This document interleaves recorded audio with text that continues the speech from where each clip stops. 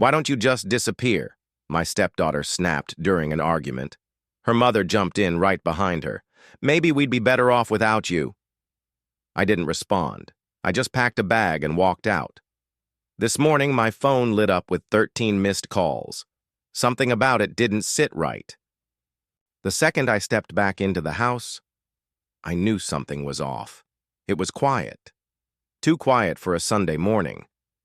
But that wasn't what caught me. I looked around the living room trying to pinpoint the change. Then I saw it. The photos. Every family photo on the walls was different. I stepped up to the big frame above the fireplace, Yellowstone last summer.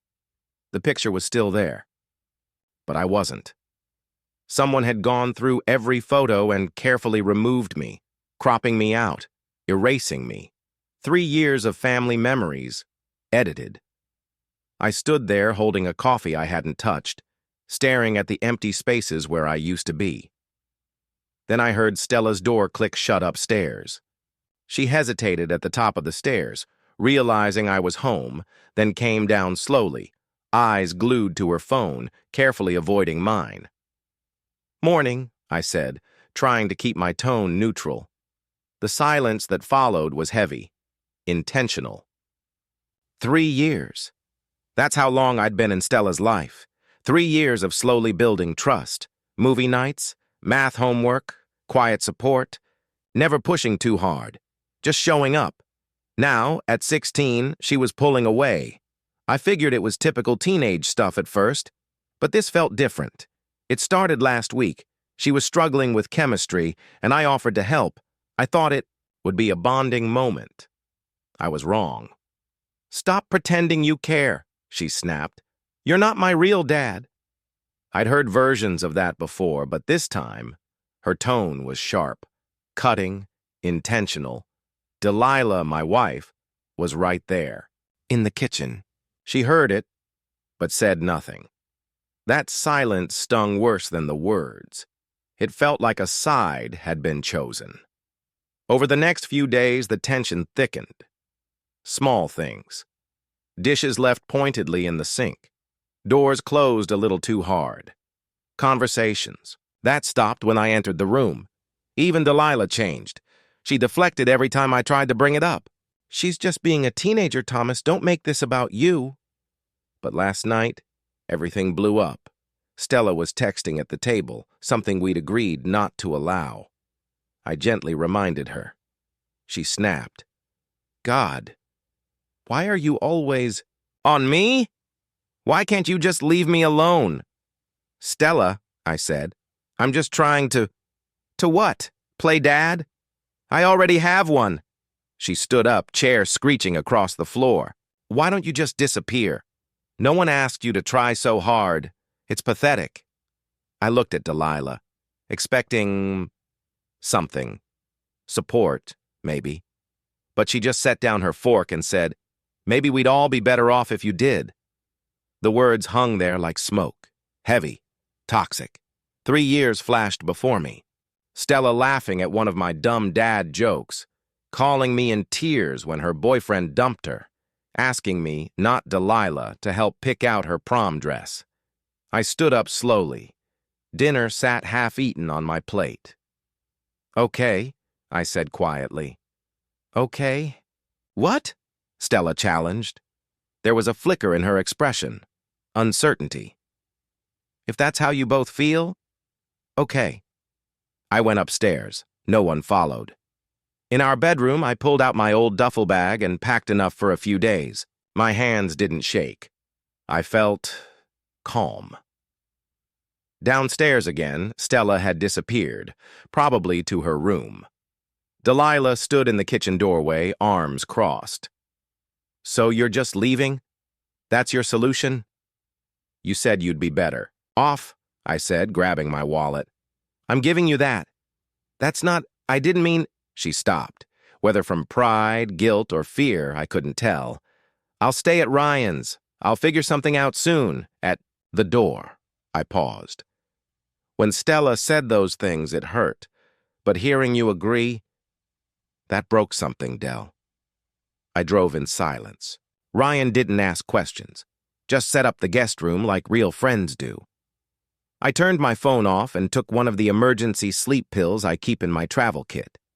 This morning, I woke to sunlight pouring through unfamiliar curtains. For a moment, it was peaceful. Then I turned my phone back on. It exploded. 13 missed calls. 8 from Delilah, 3 from Stella, 2 from my sister Quinn.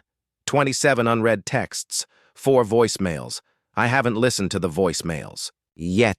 I'm still here, sitting in Ryan's guest room, staring out at morning traffic, thinking about those photos. The ones where I'd been erased. Maybe the gaps were always there. Maybe I just didn't want to see them. My phone buzzes again. It's Stella. After everything that's happened, I find myself just staring at her name, wondering what could possibly feel urgent now. But I'm not ready. Not yet. Sometimes the hardest part isn't walking away. It's deciding whether or not you should ever walk back. Update 1. First, thank you. I didn't expect the overwhelming support after my last post. To answer the questions I've seen most, yes, I've read the messages. No, I haven't replied. And yes, I'm still at Ryan's. This morning started like the others. Me pretending to work, but actually just staring at my phone, wondering if it was time to break the silence. Then Ryan dropped a bomb over breakfast. Miles is back in town, he said, sliding his phone across the table. It was a Facebook photo. Miles, Stella's biological dad, tagged at a local restaurant. 2 weeks ago.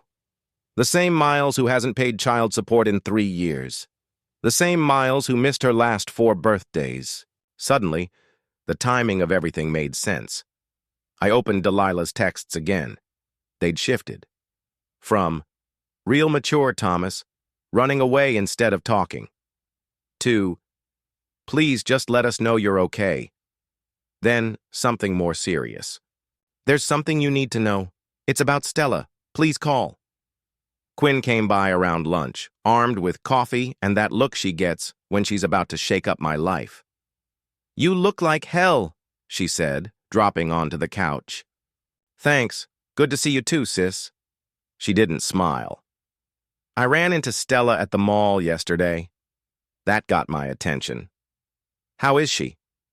Meeting Miles. For coffee. She didn't see me, Quinn added, watching me closely. She looked hopeful. You know that look she gets when she's trying not to get her hopes up?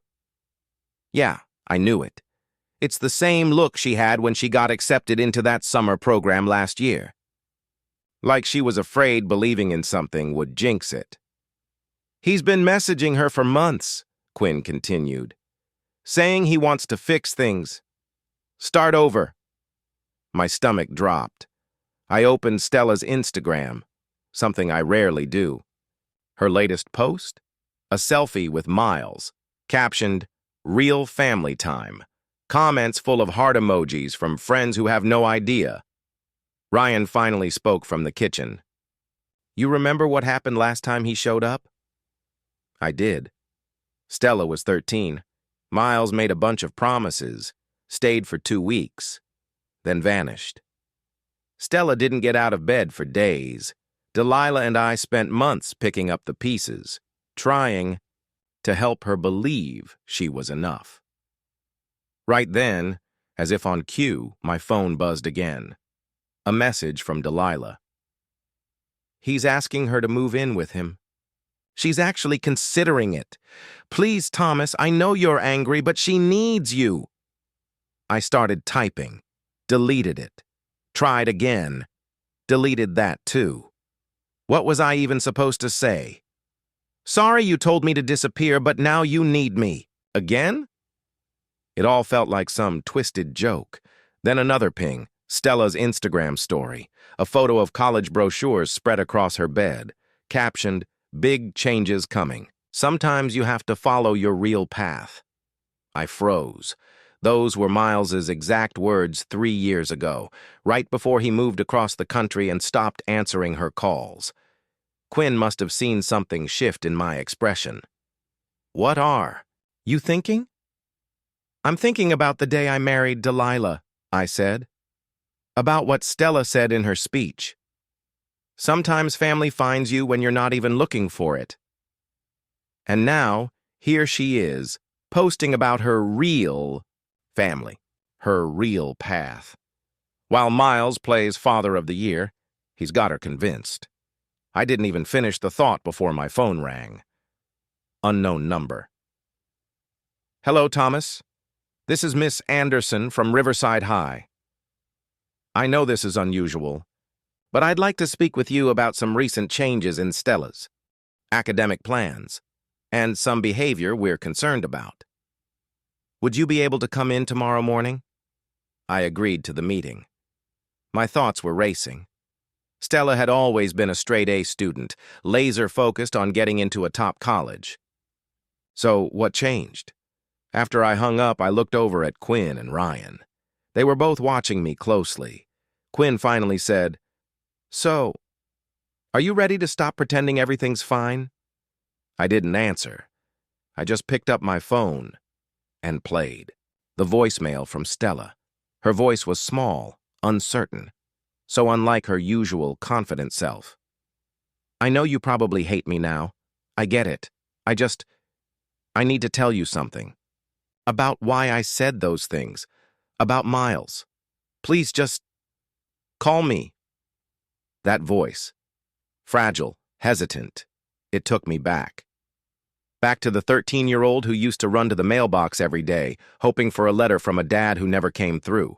I'm meeting with her guidance counselor at 9 tomorrow morning. After that, it's time for some real conversations. Because the thing about walking away is sometimes it helps you finally see what's really happening. Still on my screen. The school's number. Right next to a new notification. From Miles. A message in our old family group chat I'd forgotten I was still part of. Great news. Big announcement at dinner tomorrow night. I already knew what that announcement would be. And I wasn't about to let history repeat itself. Update 2. I've spent the past hour figuring out how to write this. The meeting with Miss Anderson revealed more than I expected. And what happened afterward? Well, let me start at the beginning. I got to Riverside High early, watched the students file in for first period. Some of Stella's classmates gave me sideways glances. Whispers told me rumors had already started about why I was gone. Miss Anderson didn't waste time. "Stella submitted withdrawal forms yesterday," she said, sliding a paper toward me. "She's dropping all her AP classes." I stared at the form in disbelief. "She's also leaving French club and student council," she added. "She told me she's transferring schools next semester." My chest tightened. These were the activities Stella had poured herself into for years, all carefully chosen for her college applications. "There's more," she said. "Last week, she asked me to send her transcripts to 3 schools, all in California." She paused, watching my face. "That's where Miles just bought property." The puzzle pieces clicked into place. I pulled out my phone and showed her Miles's text. "Let me guess," I said. "He's opening a new business out there." She nodded. "Stella mentioned a startup. Said her father needed family investors." That same sick feeling crept in, the one I had 3 years ago, when Miles convinced Delilah to loan him money for a sure-thing business idea. We never saw a dime of that money. I left the school and drove straight home. Delilah's car was in the driveway. Through the kitchen window, I saw her pacing with her phone to her ear. When she saw me, she rushed to open the door before I could even knock. "He asked her for money," she blurted. "Her college fund." "He's filling her head with promises, telling her if she invests now, she'll make enough for any college she wants." "Where is she?" "Coffee. With Miles. Again." Her voice cracked. "I told her it's a scam, but she accused me of being jealous. Said at least he believes in her dreams." I sat at the kitchen counter, the same place where everything fell apart last week. "Why didn't you tell me he was back?" Delilah hesitated. I thought I could handle it. Thought if I kept them apart, it wouldn't get this far. She looked down. Then you and Stella fought, and she said those awful things. I panicked. I sided with her because I was afraid if I didn't, she'd choose him completely.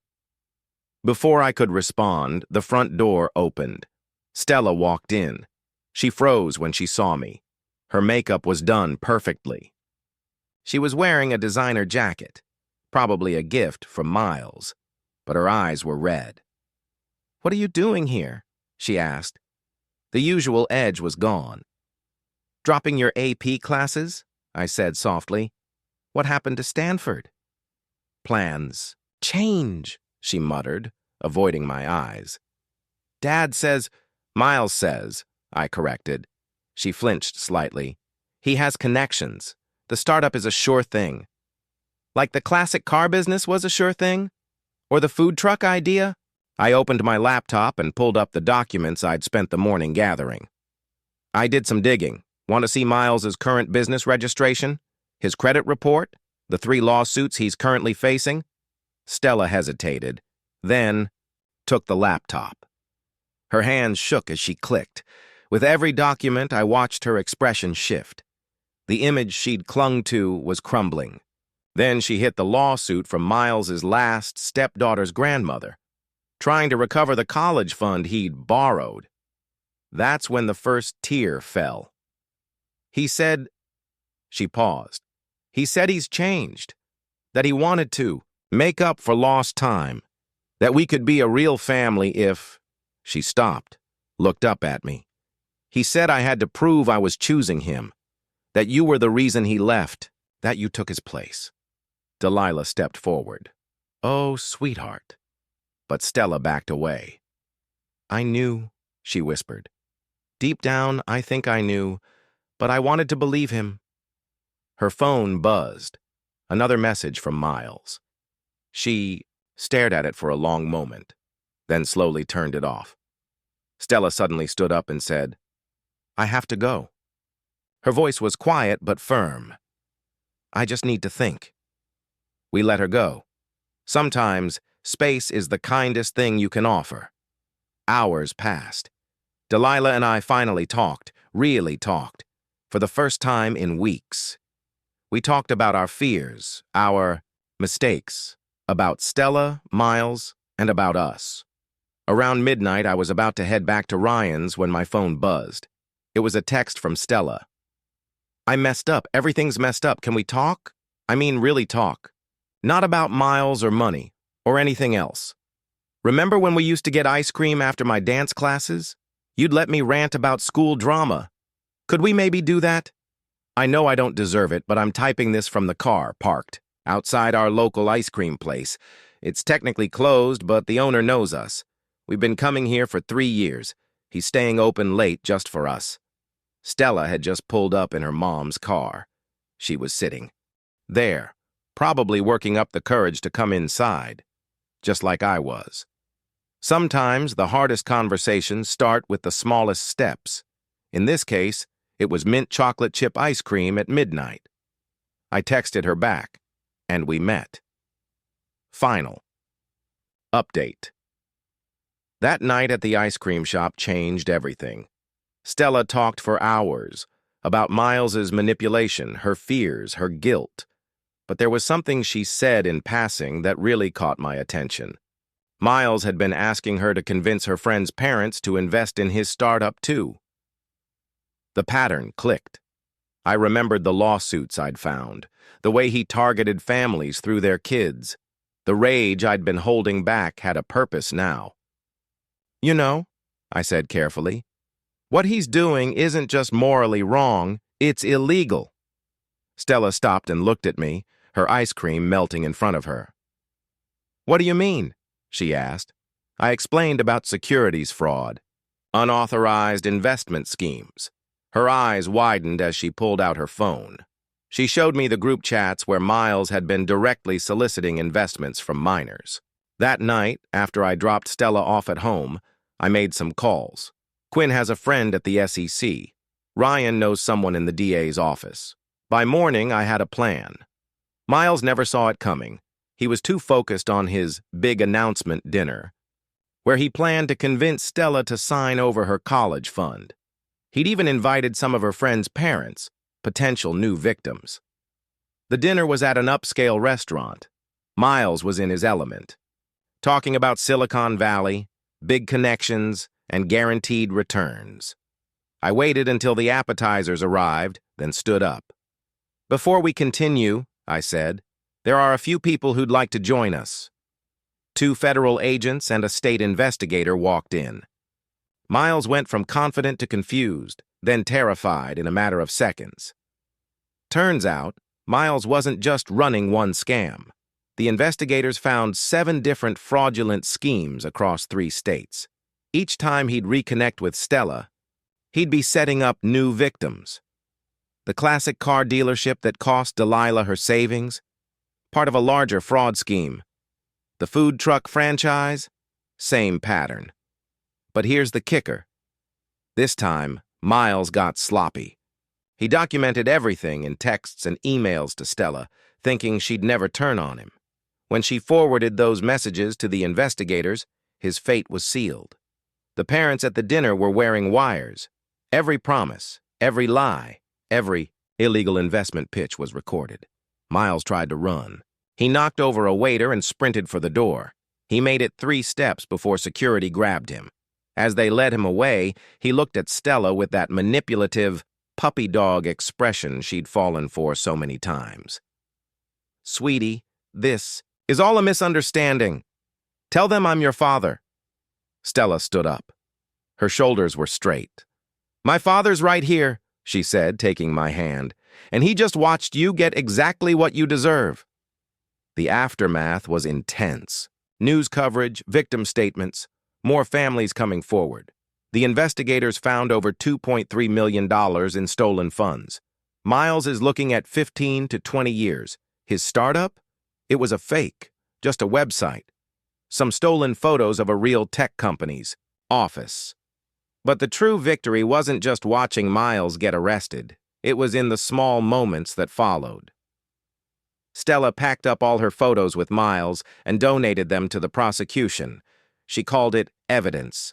With a flicker of her old smile, she reapplied for her AP classes, and the school was understanding given the circumstances. Her friends' parents, instead of being angry, formed a support group for families affected by similar scams. Something good coming from something awful. Last night, Stella asked me to help her with her college essays. "I have a pretty unique story now," she said. "How many people can write about taking down their biological father's fraud empire?" Delilah and I are in counseling. There's trust to rebuild and wounds to heal.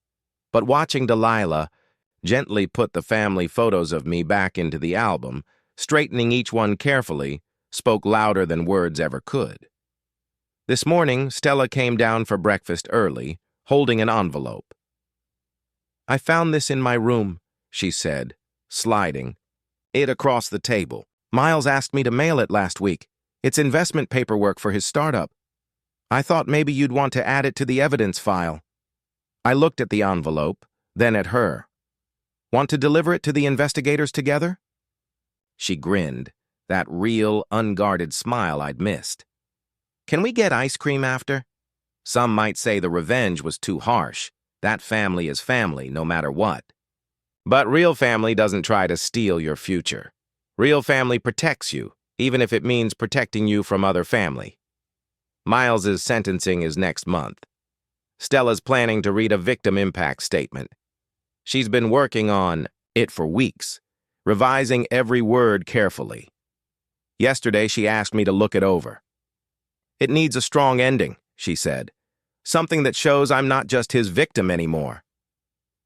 I think she's already found that ending. It's in the way she holds her head up now, and in how she's helping other kids recognize similar scams. Her college brochures are back on her desk, her real path. Not the one Miles tried to sell her. Sometimes moving forward means ensuring that the past can't hurt anyone else. And sometimes the best revenge isn't just watching someone face consequences. It's thriving despite them. Tonight, we're having a family dinner. Just the three of us. Stella's making her famous pasta sauce, the one she learned by watching cooking videos with me during lockdown. Normal, boring, wonderful, family stuff. The kind of stuff Miles will have plenty of time to think about from his cell.